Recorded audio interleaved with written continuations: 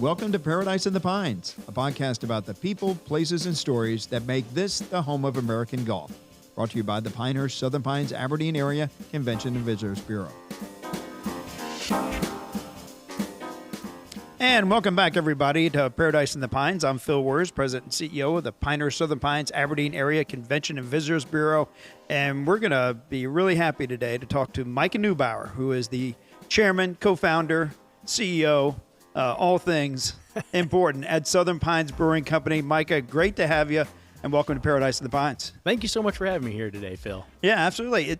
We see you around the community. In fact, you talk about being rooted in the community. What does that mean? When it took us a long time to even come up with the name of our brewery when we first started. I always think it's hilarious. We had all these other names, and it was months and months of thought before we came up with Southern Pines Brewing Company. And as we thought about what was the most enjoyable part, of a brewery experience for us, it was the community aspect of it. As we started visiting more and more breweries and getting welcomed in with open arms, we just love that. And that's what we really wanted to replicate here in town. And so trying to, even after promising ourselves we'd never use a pun right off of the bat, we were already into puns with rooted in the community and trying to play off of the tree theme.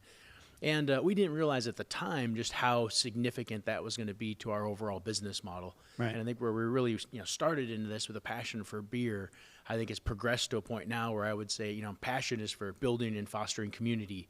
And beer is a great way to do that for us, and a lot of different avenues, but that's what we're about. Or your brewery obviously is headquartered in Southern Pines, so it makes sense to be Southern Pines. But what were some of these other names that you were considering? I'm curious. Oh, longleaf pine things. We looked at Drowning Creek. Where all I feel like brewery names, you have their water or some land source or just a crazy name, and so we had all these other ones in the works, and we're like, oh, I know, Southern Pines, and it's we thought it would work great at a local level. People would be proud of it. It's named after their town, and Southern Pines also a real small city, and even 8 years ago when we were starting this, you go up to Raleigh, no one's ever heard of Southern Pines, and so to most people it sounded like pine trees in the South or Southern Comfort, Southern Pines, and so we thought it really worked well from a regional standpoint as well. So talk about how you got to the land of the pines in Southern Pines. You're from northern Wisconsin, so what led Micah Niebauer through all your travels to end up here?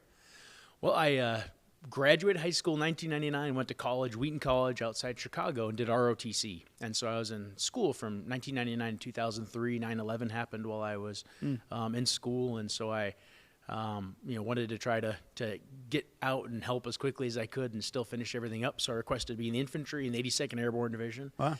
And got both my first choices. So my first duty station was down here at Fort Bragg, reported in 2004. And was in the military for 11 years, started off in the 82nd Airborne, and then I eventually transitioned over to being a Green Beret in 3rd Special Forces Group. Spent a little over 3 years deployed altogether, but it wasn't 2004 to 2008-ish. In between deployments, I really lived on the Fayetteville side of Fort Bragg all over. In 2009, got married, and wife and I came out here for the very first time, and just love this community and decided this is home. And first of all, thanks for your service. I appreciate all that you have done for this country and continue to do for the community. So when you got to Southern Pines, what was the vibe? What was going through your mind? And what led you to, you're from Wisconsin, so I'm sure you drank a lot of beer, but what made you want to get into the beer industry? I think it started truly with a desire to do something entrepreneurial. And as I thought about what the American dream was, being able to start your own business, take risk, provide, value or service to someone was something that was really exciting to me, but I never knew what that could be. And I took so much pride in being in the military. I loved getting to serve my country and work in that capacity. But as I got to this halfway point, I was done with my team time. It was fun to get to be a detachment commander of a 12-man ODA. All my fun jobs were behind me, and as an officer, there was no fun left. Right. And I heard an angel investor, is Pat Corso at the time, Partners in Progress, had brought a angel investor down to give a speech at his annual banquet over in Pinehurst. And the person was giving a talk about different businesses he'd invested in North Carolina, and one of them was Lone Rider Brewing Company. And so he told this great story of Sumit, who was a Cisco engineer, his mid-30s, tired of the corporate life, and decided to quit his job and start a brewery. And got home that night and was like, I could quit my job and start a brewery. And never brewed a batch of beer before, never home brewed, but that was really the spark, or I'd say the catalyst for me to say, man, that might be something that I would really love and enjoy, and it might be worth getting out of the military for. How overwhelming was that? I mean, it's one thing to say, yeah, let's build a brewery, but I mean, it had to be an enormous challenge for something you didn't know anything about. How do you even go about, if you have this idea, to become an entrepreneur and to make that happen? I think all entrepreneurs probably have a healthy dose of hubris, and they think they're capable of a whole lot more than maybe they are. Otherwise, you'd never get started. So we just jumped in head first to this whole thing and started going through really using a lot of our military planning tools. As there's the military decision making process, or MDMP is something the military teaches you. So we just sort of started off by saying, how do we apply this job of trying to start a brewery utilizing MDMP? How do we get from beginning to end? So we attended a couple of brewing schools. We did market research. Started working on the financing piece, and just kind of jumped into the whole thing, and have been learning ever since, every day. So how good or bad was the beer when you first started making it? Our first time we had beer available for everybody was 4th of July. And I remember at this point there was Jason and John, who were both on my detachment at the time. And what year was that, 4th of July? 2013. Okay. So it was March 2013 we first heard that angel investor give a talk. Yeah. So summertime, and we had a Hefeweizen and a black IPA, and it was a kit that we bought up at a homebrew store up in Raleigh. And I remember Jason's wife drank the beer, and and as she was driving home at the end of the 4th of July, I told Jason, like, maybe you should stay in the Army. Like, that beer was awful. And so we learned a lot, but we decided early on, what's the fun of starting a brewery if you don't know how to make the beer? So we would get done with work. All of us were in non-deployable jobs at that time, and we would drive over to my house, an hour-long drive from Fort Bragg back out to our home. And we would brew 4 or 5 nights a week. We had about 20 to 25 different carboys fermenting around my house. I knew all these little microclimates were next to certain heaters or air vents. We built lagering tanks, and we just started learning and spent almost a year developing our 2 best sellers, Duck Hook and Manalaw. Mm-hmm. And so the operation you have currently on Air Tool Road, people aren't familiar with the brewery, your original location, Air Tool Road, very close to Pine Needles, Highway 1. When did you start really creating the massive operation that you have now? When we looked at different business models up front, we decided we wanted to try to be a production brewery with a tap room. And so it was very important to us to say we needed industrial space to do that. Mm-hmm. And really we were kind of 20% was retail space, 80% was for mass production or wholesale in the back. And so there's just so few that our area is not one of these used to be industrial area. It's not the history of Southern Pines and Pinehurst, where you find a lot of old abandoned buildings across North Carolina that used to house bigger industries. So there was very few places to look, but when we found that, it was perfect. And we're just even so many things worked out from us from that time. But even Bob Bailey, who was the owner of the building at that time, he's since passed on, but Bob was just such a incredible leader in this community and owned that building. When he heard what we were doing, he said, I want you guys in there, and made it happen for us. And so it was, that spot has been just a phenomenal place for us to grow and build our business. And you talked about the wholesale side. I mean, that has really grown. I mean, you have beer being sold all over the state of North Carolina, correct? Correct. We're distributed in all 100 counties. We started, just self-distributing for almost the first 3 years. My pickup truck that I still drive today was our first delivery vehicle, and you can look in the bed of my truck after this if you want and see what slinging half barrels into it all day does in and out. Is it just dented and caved in? But we just kept steadily growing. We signed with one distributor in 2017, another one in 2018 to go statewide, and we've even taken advantage of a few fun opportunities. We sent a shipment over to France earlier this year, and over to Amsterdam a couple years ago. So those are just been some more side projects, but we're really focused on North Carolina and continuing to grow that presence here. And do you compete in beer competitions? The ones out in Colorado or out west are pretty popular. Occasionally do. We like to do some of them here in Wisconsin or in North Carolina. Yeah, Wisconsin. Look at that. I'm talking about where I'm from here. So we actually compete in there's the Carolina Championship of Beer, which is one of the biggest ones. It's one of the oldest ones in North Carolina. Real proud. Our Mexican lager actually won gold medal in the Mexican lager category this year, and then won best in show in the state of North Carolina. So we're, it's fun. We can get to participate in some of those. It's a lot of fun. You talk about your military background, and if people aren't familiar with the brewery scene here in the Pinehurst, Southern Pines, Aberdeen area, every brewery except the Pinehurst Brewing Company is owned, managed by an ex-military person, if I'm not mistaken. You're correct. Railhouse, Hatchet. Yep. And How, you include Fayetteville, and you throw in Dirtbag, Yeah. and Bright Light, and Gaston, and they're all former. Yeah, how run by much veterans. pride do you take? And I mean, going back to rooted in community, when you especially go back to the pandemic, where you guys really kind of bonded together, and just talk about the special bond between the beer makers and that / military background that makes it so special. The craft beer community, by and large, is just such a collaborative, great community to be part of. I feel so fortunate every day that we get to be in an industry like this and try to represent the best parts of it to our community here in the Sandhills. But to add in then that layer of the veteran-owned aspect on top of it, and that shared background is real special.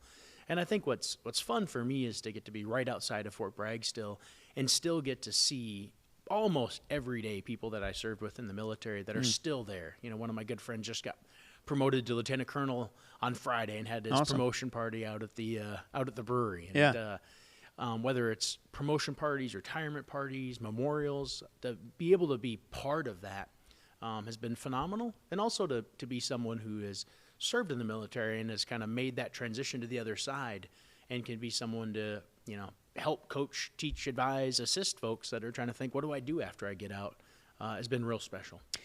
How much does giving back mean to you? Because it seems like almost every event you're a sponsor. It's like, how do you have time, or how does your team find the time for all these events and to go to these events? I mean, how to make the beer, one thing, Yeah. but then you got this marketing team that does a phenomenal job. You're out there, your presence is phenomenal. How does that all work? No, thank you for that. And we decided early on, again, with our slogan motto being rooted in the community, that one of the best ways for us to get our brand out in front of people and to truly build loyal customers that buy off on who we are and what we're about and our values was to get out and be part of the different organizations, nonprofits, and events that our community is a part of, and care about the things that our people care about.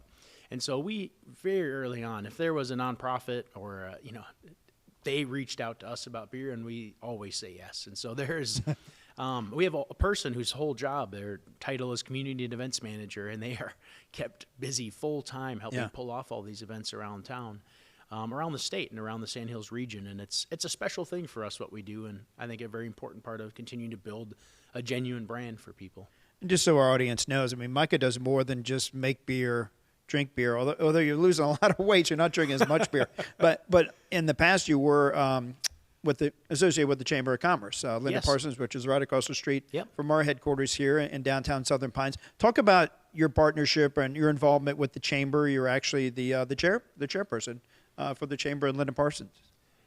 Very early on, I think, we looked at this town and as our job as businessmen in this town of saying, how do we get involved? How do we continue to be leaders in this community, know what's going on, and do our part? And Linda actually reached out to us in our first year being open and asked if be interested in serving on the board. And so I ended up serving 5 years on the board altogether, and ended up being the president of the board one of those years. And since then, I've had I've been really fortunate to get to serve on a lot of different boards here in town. Currently on the board of Partners in Progress. I'm the board of Peanut Village, our retirement community here. That's a independently owned, wonderful place here in Southern Pines. And so it's been real special for me to get to be part of those different communities and those aspects. And I always feel I take away way more than I contribute, just getting to be around just a spectacular group of people that help advise and assist and lead some of these organizations in Moore County. I think as we record this and as it will post in October, I think your anniversary typically it is in October. Is it not? We always celebrate our anniversary the third Saturday in October. Okay. So the date floats a little bit there, but it's October 15th this year. I was just looking at the calendar over your shoulder there, so I was going to ask you the date. So October 15th, this airs on the 4th, so be sure that'll be on Air Tool Drive right there in the parking lot. Yep. Yep, we shut down the parking lot. We have bands all day. The headliner is Danger Muffin from down in Folly Beach. All right. Wonderful band. And so we're excited to have food trucks there, but it's just a chance for people to show up and hang out, listen to music, and drink some beer. It's funny, in preparation for this podcast and doing research on you, I knew I had some pictures of you and I on my phone. So there was one picture from October of this was in May 2020. I forget what the event was. It wasn't the birthday party, but it was 2 months after the pandemic started. So we're kind of socially distancing, and we're tapping feet and beers. So we're keeping our distance, but it just kind of talks to what we went through for that 2 year period. How difficult was it getting through the pandemic. I mean, obviously this, everybody had struggled. Hospitality, we struggled. Tourism struggled for a couple months. How difficult was it getting through that with your business? It was an incredibly challenging time. And I look back and think about that. It was on March 17th. It was on St. Patty's Day.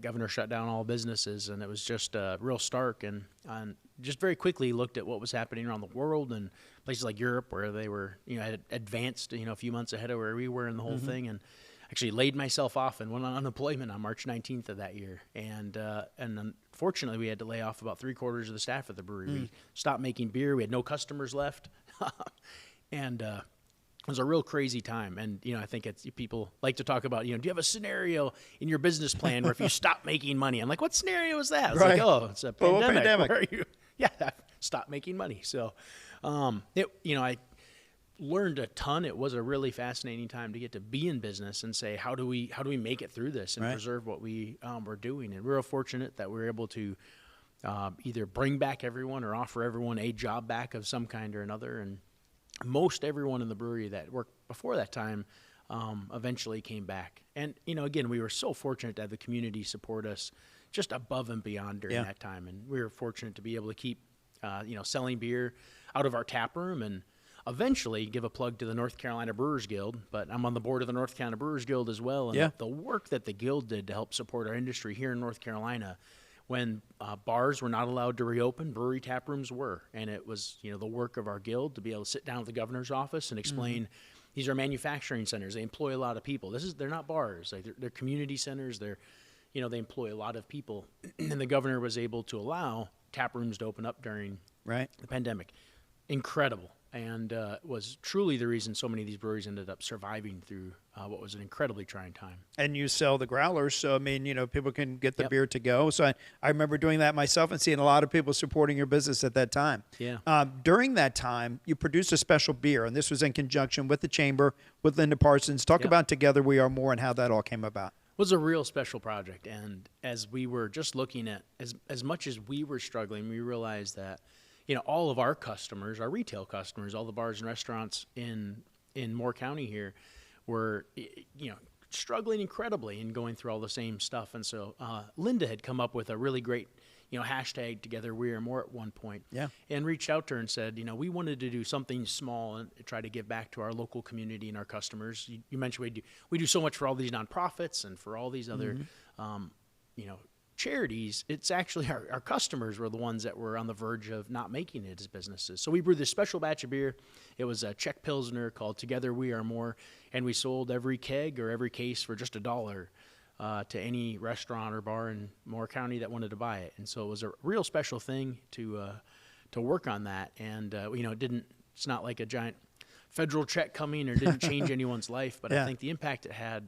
It was huge.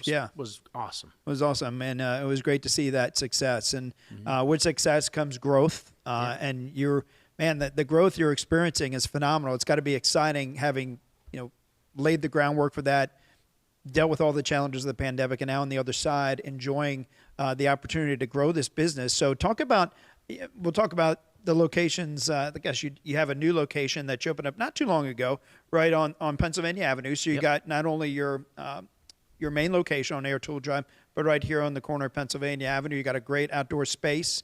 Talk about when you moved into that location. That location's real special to us because way back on July 17th, 2014, we delivered our very first keg of beer to that location when it was a previous establishment. Our first keg of Duck Hook we ever filled went there. And that spot became available, and it's on one of the most predominant corners in Southern Pines, right there on Pennsylvania and Bennett. Yep. And half the town thought that was the brewery anyway. So many of our beers have been on tap there for years. Yeah. It was always humorous. It was during COVID that space became available. Another business that was going to lease it backed out of it. And it was actually David Warnoff over at the Pilot saw a for rent sign pop up and called me and was like, Micah, that space is open. You need to grab it now. Yeah. And so I think about that always again of just that how much I have to give credit to so many people in this community for the success we have, and even knowing that space became available. But it became available on a Wednesday, and by Friday I had a lease signed on it and started upfit, Yeah, in 2020, right in the middle of the pandemic, March, we signed, May, I think that happened, full on. We signed a lease on that, began upfit and opened in November of 2020. Positively 75% of the seating's outside, and if anybody comes visits Moore County, the Sandhills area, that's the spot to sit. It is a great spot. See and be seen. We've got incredible beer lineup. Pet friendly. Yeah, pet friendly. You got great slush machines. So whether you want a beer slushy or a prosecco slushy, it's just a wonderful spot to sit. And it is a stop on the Sandhills Pour Tour if you need to come by and get a passport. You've been a great supporter of that program. So 2 of the 7 locations are Micah's locations. So come by either his locations or the CVB and get your passport. Talk about your other growth. I guess being a former Green Beret, Fort Bragg, the Fayetteville area is very special to you. You've got another location. You're looking to build and open there on Hay Street, I believe. Correct. As we, had the one in downtown Southern Pines open, it was this very stark realization for us where we've been very focused on being a production brewery with a tap room. The tap room model is something where we can brew at such scale at our main place. It's a great opportunity to not only get more customers, but also a very profitable way to sell our beer by the glass. Mm-hmm. So we started to look around the state and say, like, where else should we grow and do more of these? And Fayetteville was a natural first market for us to look at. It's the other side of Fort Bragg. Yeah. It's still our home market. We've been delivering there since the very first week we've been open.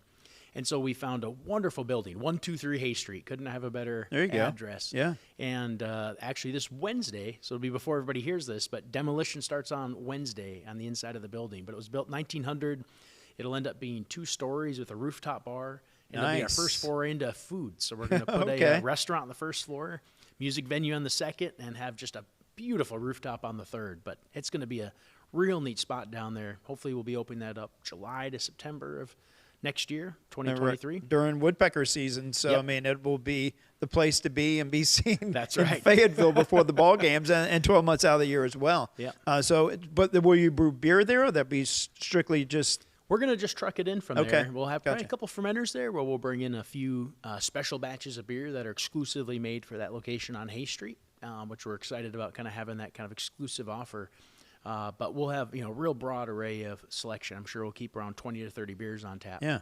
And then, we're getting ready to move into that Carthage location. Yeah, I was going to mention that. So let's talk about that. That's exciting, because I remember Pat Corso, who you mentioned earlier in the podcast with Partners in Progress. He was looking at that. I mean, we had heard it was going to be an entrepreneurial hub. We heard it was going to be transformed to a hotel, which, the CVB would like for occupancy tax purposes, and get more. We need more hotels. We'll tell you that we do. We're looking for rooms for people at the U.S. Open. It's hard to find, and that's a year and a half away. Yep. But talk about Carthage. I mean, the county seat. Pick and Pig is there, not very far away, but not as much activity as you would find in the southern end of Moore County. So it's really cool to see you guys move into the old Tyson and Jones buggy building. It's been sitting there for a long time. What made you decide, this is the place? And man, what a great move. Congratulations on securing that building to do what you're going to do. Thank you. And I'll say we're really excited for the opportunity to move up there. And, we talked about, Pat Corso there a little bit. And I was actually on the steering committee way back when, where they looked at building some kind of entrepreneurial hub. Yeah. And it just wasn't the right project for that spot. And actually, Natalie, who's now, the current executive director. Ellie Hawkins, is just, a wonderful person. And she reached out to me beginning of this year and let me know about a grant opportunity that the state had put in specifically for the upfit of that building. And that building is in rough shape. I think it was built in 1906. The buggy factory was started in 1853. The roof had come off it at one point. I mean, if you walk through inside there's a lot of spots on the floor you can't step or you'll fall through. It's rough. Huh. And, with the grant money from the state, they really looked at that as the last building, the last vestige of that neat heritage with Carthage, and they wanted to find a way to preserve it. And so it really made the economics of it make sense.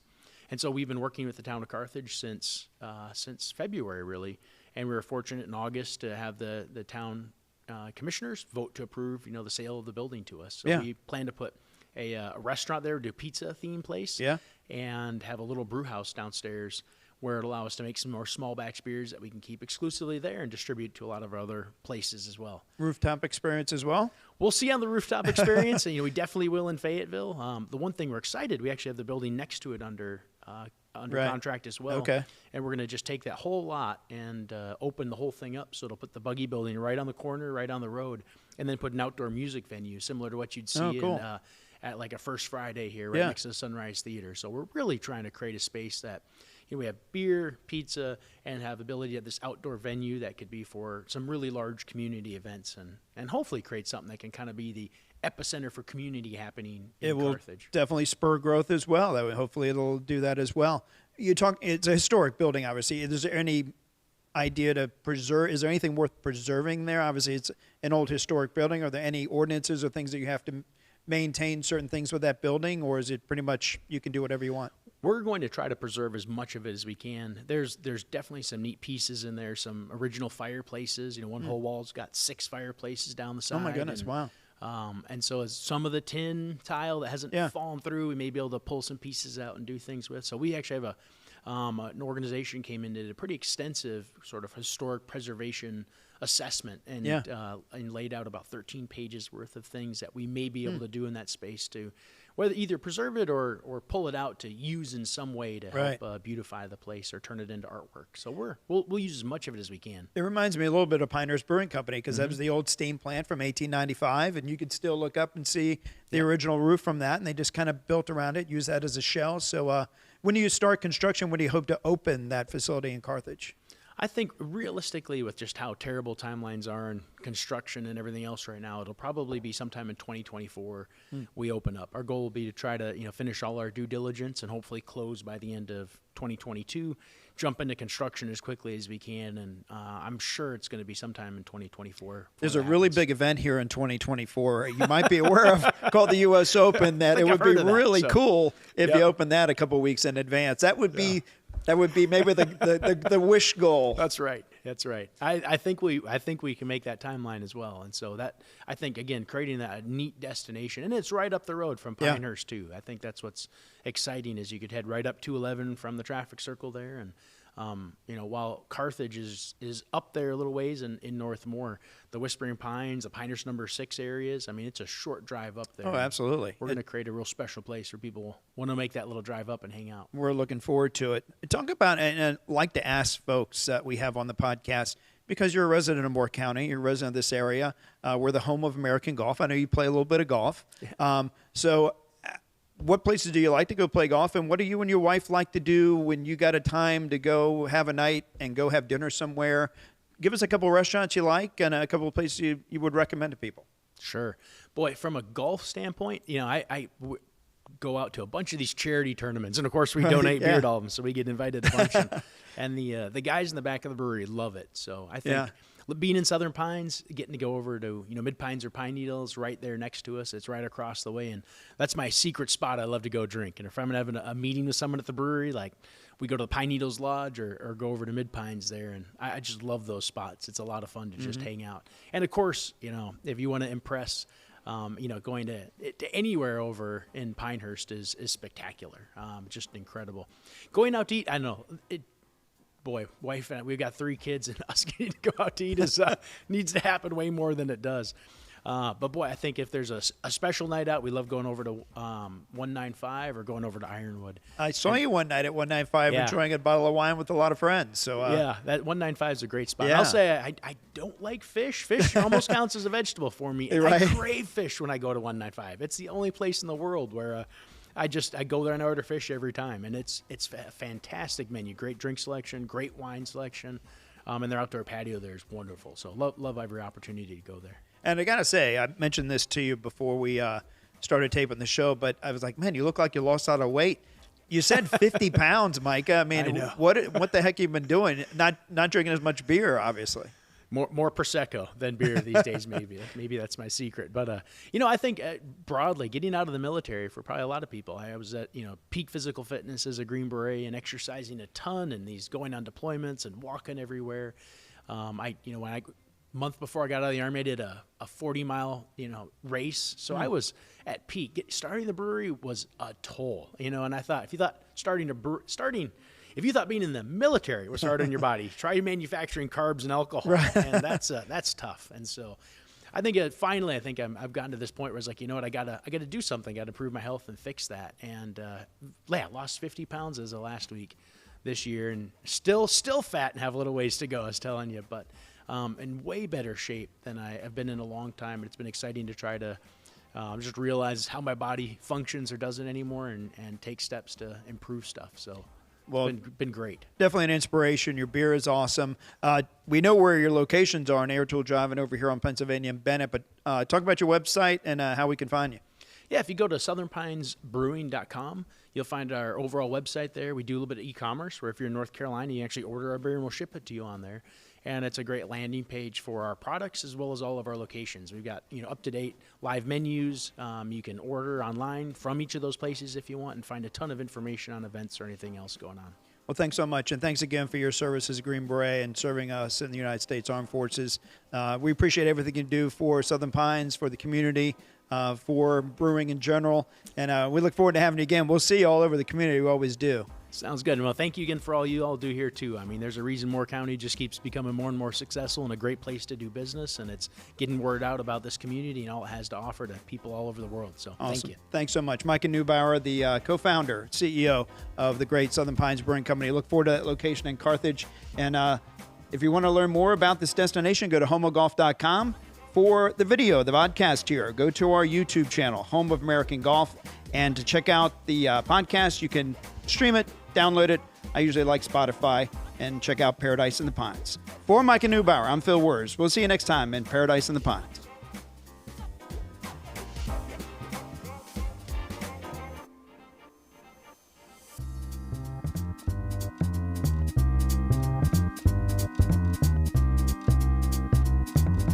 Awesome. Did that work out? That was great. Ooh, I think I might have been talking really loud. I took it off. So I was like, oh.